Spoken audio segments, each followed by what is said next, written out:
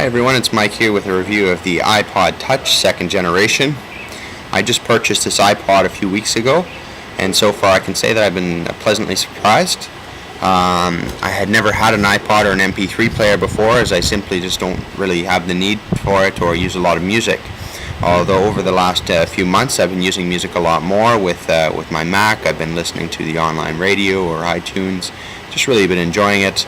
And so I thought, well, why not for my commute to and from work or to and from the city, I can go ahead and just have this iPod, listen to some music.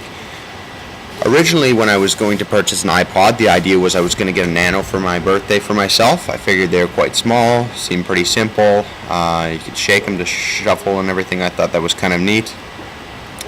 And then I ended up, I went into an Apple reseller and was looking at the iPods, and I just decided that, okay, well, I really enjoyed this Ipod Touch. It's quite nice with its third-party applications, and it's got the nice wide touch screen, all the other built-in features, the calculator, calendar, alarm, world time zone clocks, all that just comes with it, plus the Wi-Fi and Safari, that I decided it was worth purchasing it. So I got the 8GB version, which obviously for a lot of people is not that large, but for myself I have less than a gig of music, so it's just perfect. I slid that in there comfortably.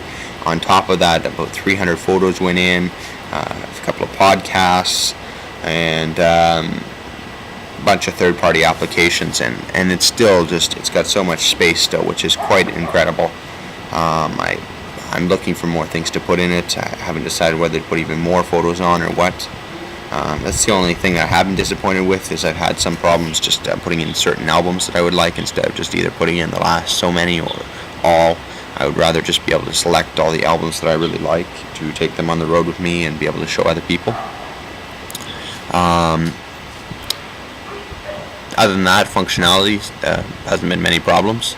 I've used a little bit of the Genius playlist creator, which is quite interesting. I mainly just put it on shuffle though, and it really works well. It's always got some good music going. As far as it looks, I mean, it's great. The front here is mainly just a big widescreen display. It's 3 inches, and just at the bottom here we have just a home button basically that takes us to our home screen. At the top we have just simply a power button, and that's all at the top. On this side we don't have anything, but you can just see how thin it really is. It's incredibly thin, much thinner than the iPhone, which I thought it would be quite similar to the iPhone, to be quite honest. At the bottom we just have our jack port there, and also the port for the headphones. And on this side we have the volume up and down control. My only real complaint here is that on the back it's very easy to get it dirty or scratched, even though I've been keeping it constantly in this case here. It still seems to get scratched really easily. I take it out only when I have to connect it to my computer, or when I am playing a 2-player game.